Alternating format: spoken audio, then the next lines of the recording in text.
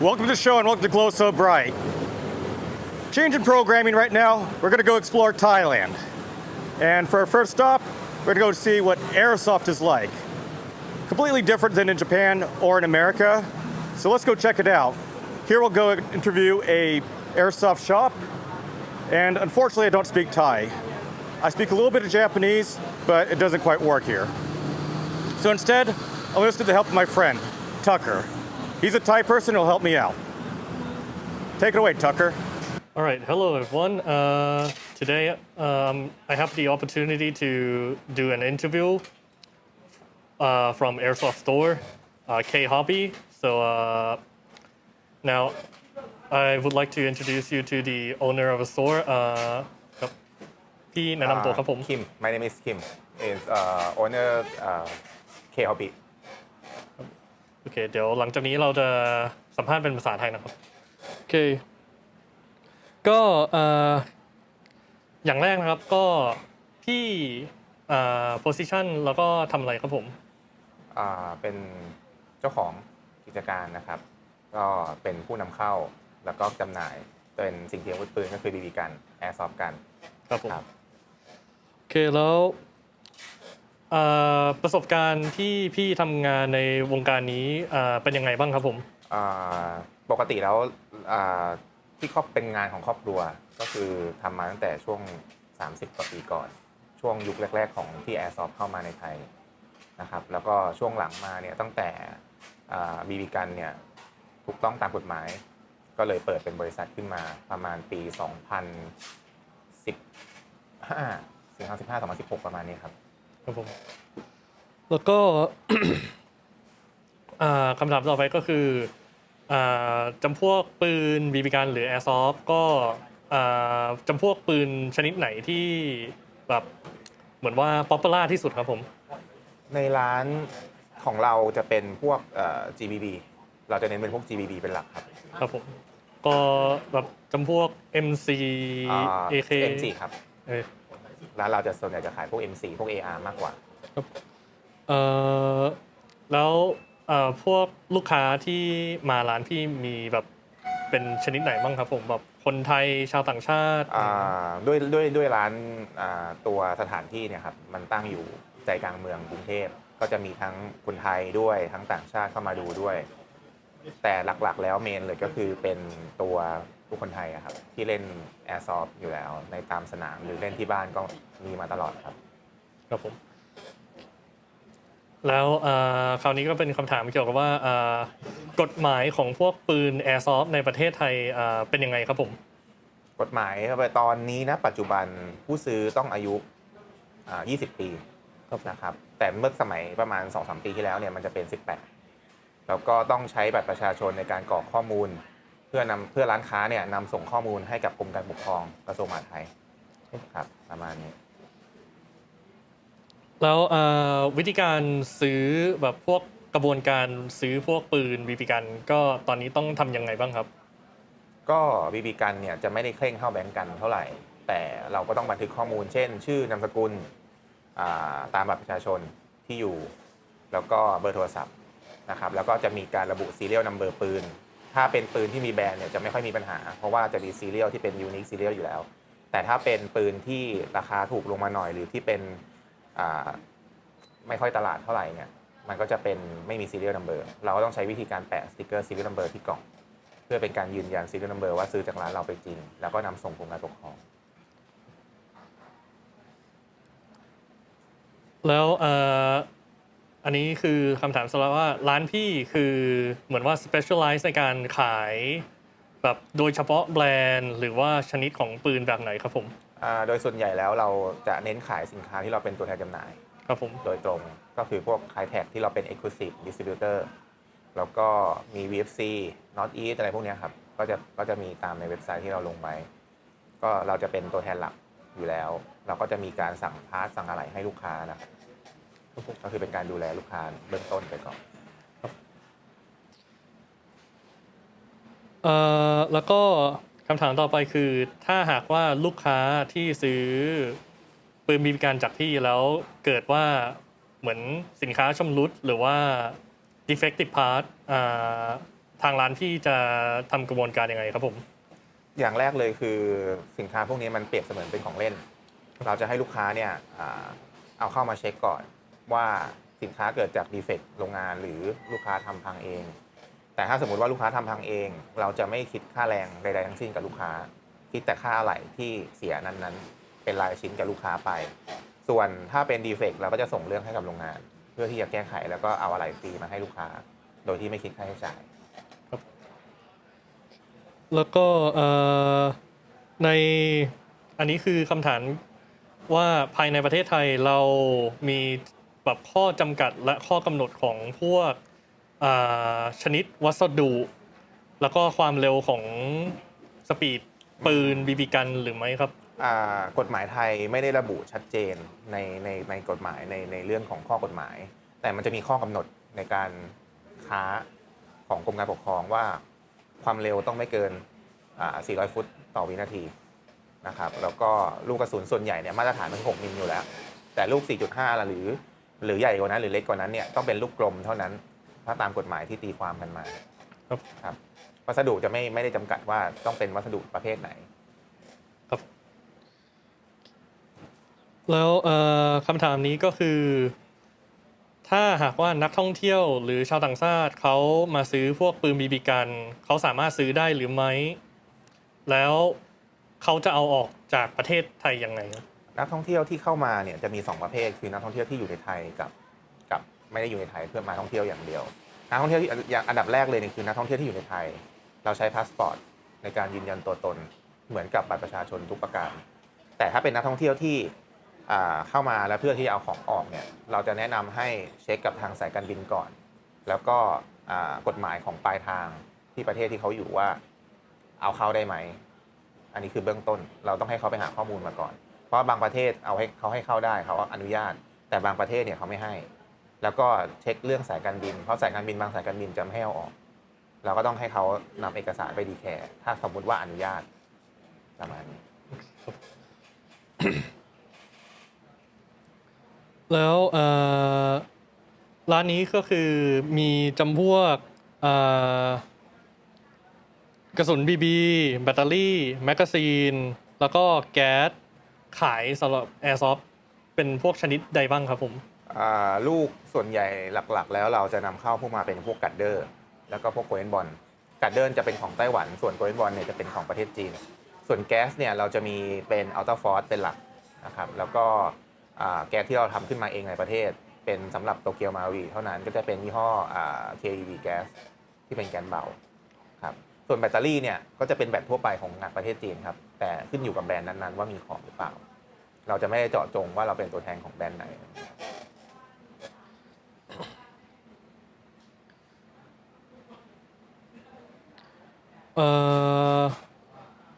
อันต่อไปก็คือจำพวกเหมือนพวกของติดปืนอย่างเช่นพวกดอทอะไรพวกนี้ครับผมมันมีอะไรบ้างครับที่อยู่ในประเทศไทยแล้วก็คุณภาพของพวกตัวเสริมปืนเป็นยังไงบ้างครับสมมติถ้าเป็นพวกออปติกหรือเป็นพวกโฮโลไซต์เนี่ยมันจะมีงานเรียนแบบคือไม่มีแบรนด์เลยอันแบรนด์ก็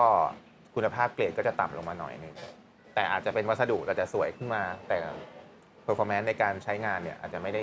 คุณภาพเท่าไหร่มันจะเป็นพวกอันแบรนด์อันนั้นเนี่ยเราจะไม่ค่อยได้เอาเข้ามาส่วนใหญ่ที่เอาเข้ามาคือพวก Holy Warrior พวก Zotac พวก Swam Deer อะไรอย่างเงี้ยครับแล้วก็ในอนาคตเรามีเป็นออปติกของปืนจริงเข้ามาเพื่อเอามาขายรองรับลูกค้าที่ใช้ทั้งของบีบีกันแล้วก็ปืนจริงด้วยเอามาใช้ด้วยกันก็จะเป็นพวกชิลไซส์หรือว่าเป็นพวกทิชิคอนอะไรเงี้ยครับโอลซานอะไรเงี้ยครับจะมีกันในอนาคตครับผม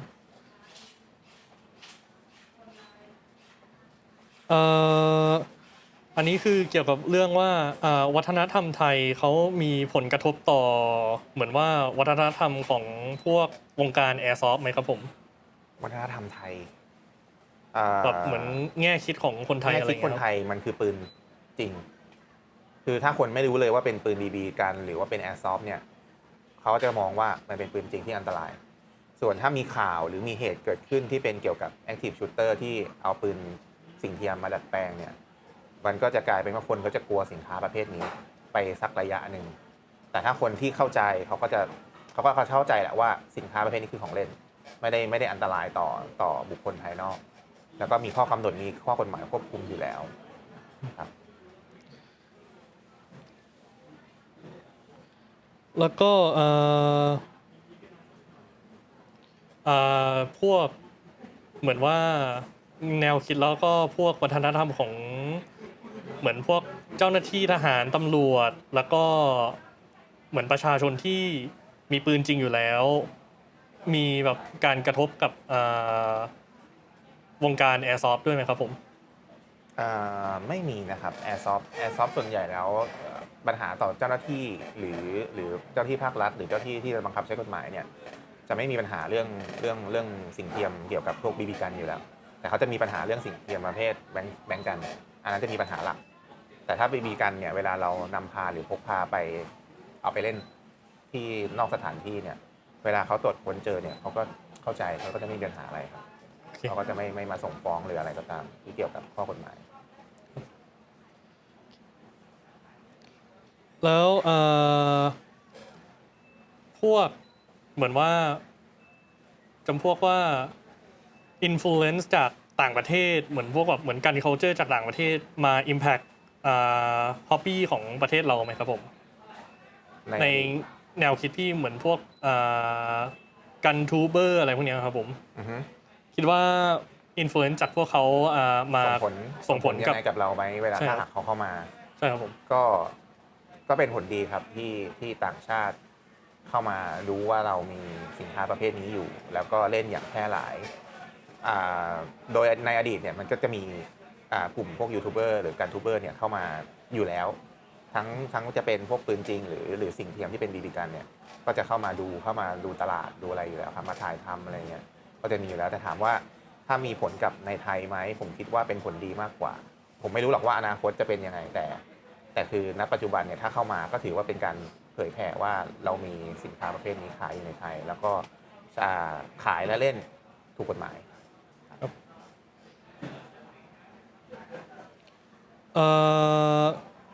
แล้วล่าสุดนี้เคยมีพวกเหมือนมีเทรนด์ที่ว่าสินค้าบางชนิดอย่างเช่นบอกพวก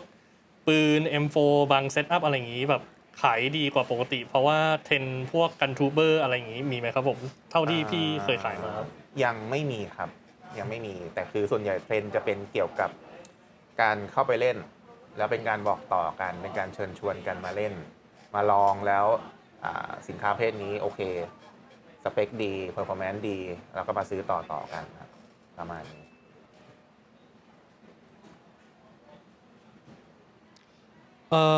แล้วคำถามต่อไปก็จะน่าสนใจหน่อยก็คือกฎหมายของปืนแอร์ซอฟนี้ในช่วงเวลาที่ผ่านมามันได้เหมือนว่าเคร่งครัดขึ้นหรือว่าปล่อยลงครับผมเคร่งครัดขึ้นครับโดยเมื่อก่อนอย่างเท้าความไปที่เมื่อก่อนเนี่ยจะไม่มีการออกใบอนุญาตขายเมื่อประมาณ10 กว่าปีที่แล้วจะไม่มีการออกใบอนุญาตขายให้ไม่มีการออกใบอนุญาตนำเข้าให้แล้วก็ไล่มาจนถึงทุกวันนี้ก็คือจะมีการควบคุมมากขึ้น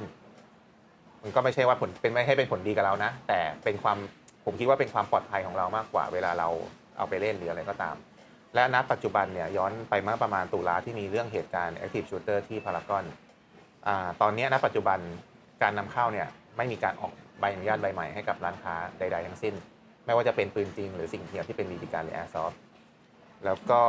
ตอนนี้ยังรอคำสั่งก็คือเท่ากับว่าปัจจุบันเนี่ย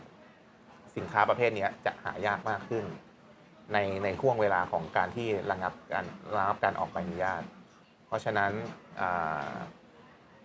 ผลดีก็คือสินค้าจะมีรุ่นโมเดลใหม่ๆเข้ามาหลังจากนี้มากขึ้น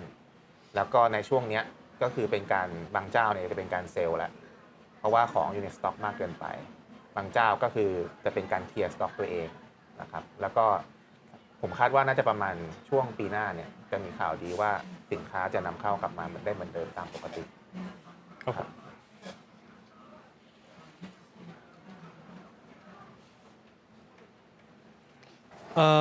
แล้วก็คำถามต่อไปก็คือ พวกเทรนด์ของเหมือนว่ายี่ยี่ห้อของปืนที่ผลิตโดยไต้หวัน ญี่ปุ่นฮ่องกงหรือจีน มันมี Impact ในประเทศไทยเราไหมครับคือณปัจจุบันเนี่ยตัวแบรนด์ของปืนจริงเนี่ยได้เข้ามาลงเล่นในตลาด Airsoft มากพอสมควร แล้วก็เทรนด์เนี่ยก็จะเปลี่ยนไปเป็นคนเริ่มสนใจปืนที่มีลิขสิทธิ์มากขึ้น เพราะว่ารายละเอียดตัวปืนด้านภายนอกเนี่ยคือจะสมจริงที่สุด แล้วก็ส่วนใหญ่แล้วไอ้ตัวแบรนด์ที่ถือลิขสิทธิ์ปืนจริงมาเนี่ยจะผลิตที่ไต้หวันเป็นส่วนใหญ่ และช่วง 1-2 ปีให้หลังมาเนี่ยจะผลิตที่จีนบ้างในบางโรงงานที่มีคุณภาพ คนซื้อเนี่ยก็จะเข้ามาซื้อสินค้าประเภทนี้มากขึ้นเรื่อยๆ แล้วเปรียบเทียบกับปืนที่ต่ำกว่ามาตรฐานก็จะไม่มีแบรนด์ อันนั้นก็จะเสียง่ายพังง่าย เพราะฉะนั้นคนก็จะหนีมาเล่นกลุ่มนี้มากขึ้นนะครับ แล้วก็อันนี้ก็คือคำถามเกี่ยวว่าพี่เคยเจอแบบพวกประสบพวกอุปสรรคในการทำการขายพวกปืน Airsoft อะไรอย่างนี้ไหมครับ แล้วก็แบบเกี่ยวกับพวกกฎหมายแล้วก็หรือไม่ก็พวกกฎหมายจากต่างประเทศอะไรอย่างเงี้ยครับผม อุปสรรคโดยส่วนใหญ่แล้วเรานำเข้าจากไต้หวันเนี่ยไม่มีปัญหาเรื่องการนำเข้า ครับผม ในเมื่อเราเป็นตัวแทนจำหน่ายแล้วเนี่ยก็ไม่ได้มีผลอะไรกับเราเรื่องการนำเข้า แต่จะมีคู่แข่งที่มีการดั้มราคาหรืออะไรก็ตาม แต่เราก็สามารถอยู่ได้เพราะต้นทุนเราถูกกว่าอยู่แล้ว ส่วนการขายเนี่ยก็อย่างที่ผมพูดให้ฟังเมื่อข้อที่แล้วก็คือพอมี Active Shooter มีปัญหาอะไรก็ตามเนี่ยผลกระทบมันจะกระทบต่อผู้เล่นกับผู้ขายมากกว่า เราก็จะขายยากขึ้นข้อกำหนดเราก็จะมีมากขึ้น เมื่อก่อนไม่มีการให้บัตรประชาชนในการซื้อ ตอนนี้เราต้องขอบัตรประชาชนเพื่อกรอกข้อมูลลูกค้าก็จะลังเลว่าเอาไปทำอะไร เอาไปเพื่ออะไรอะไรอย่างเงี้ยครับเราก็ต้องอธิบายเอาเอกสารให้ลูกค้าดูว่ามันมีข้อกำหนดมาเกิดมาขึ้นมาอะไรอย่างเงี้ยครับ